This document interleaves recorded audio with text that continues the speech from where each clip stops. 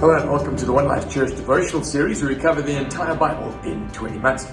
Well, today's chapters are Hosea chapter 2 and 3. Now, I'm down here in our apartment in Cape Town, and I've made this pretty feeble attempt of creating a romantic atmosphere behind me because it's Hosea today. Hosea, who had this remarkable instruction to go and marry an adulterous woman. And so we saw that yesterday.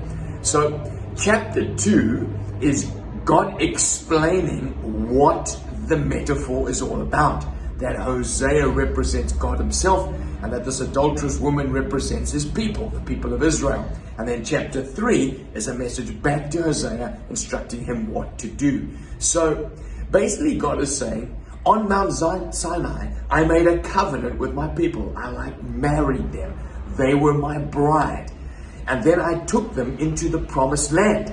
And when they went into the promised land, they saw the Baals, they saw the Asherah poles, and they decided to be adulterous, to forgo their love for me and go pour out their love and pour out their devotion on these foreign gods.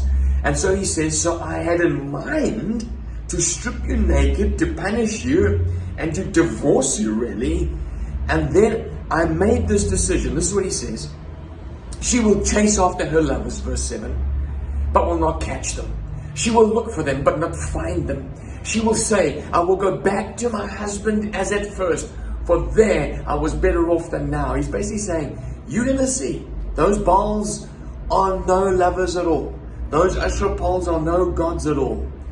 And then he says, verse 14, therefore I am now going to allure her. I will lead her into the wilderness, and I will speak tenderly to her. There I will give her back her vineyards. I will make the valley of Achor a door of hope. Valley of Achor means a valley of trouble, one of hope. There she will respond as in the days of her youth, when we were first married, he's saying. As in that day she came out of Egypt. And so I suppose when I read this, I put myself in the position of the people of God. And you might too think, Lord, I haven't always been faithful to you. I've let my heart go away. I've let my heart do other things. In that day, declares the Lord, you will call me my husband. You will no longer call me master. Isn't that a beautiful thing? You know, often when we think we disappoint God, we see him as a judge and we want to run away from him. He says, no. You're going to call me your husband, one who loves you, not your master. I will remove the names of Baal from your lips. Sometimes, our heart betrays us and our heart chases after other things. God says, give me your heart. I will take those adulterous things off your lips. I will take that foreign worship out of your heart. I will draw you back to myself.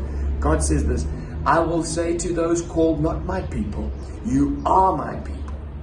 And they will say, you are my God. I think that's speaking directly to you and me. Those who are not your people are often called a description of the non-Jews, and I suppose the Jews that have backslidden. And so God in chapter 2 is explaining that Hosea is a picture of God married to this unfaithful people.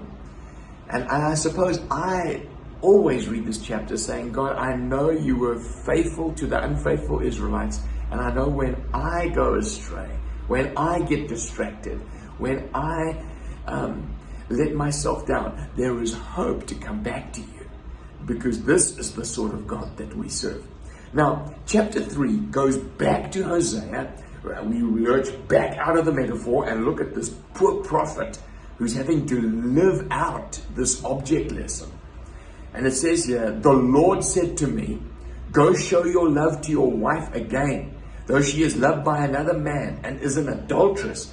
Love her as the Lord loves the Israelites, though they turn to other gods and love sacred raisin cakes. So I bought her for 15 shekels of silver and about a homer and a shekel of barley. Then I told her, you're to live with me many days. You must not be a prostitute or intimate with any other man, and I will behave the same way to you. So God tells Hosea, go fetch that wife of yours, even though she's been promiscuous. Pay her debts to her lovers. Look those lovers in the eye. Pay them the debts. Pay the price. Bring her back and love her as if she had never sinned. What a picture of the faithfulness of Jesus. And we'll pick up the rest of the story tomorrow.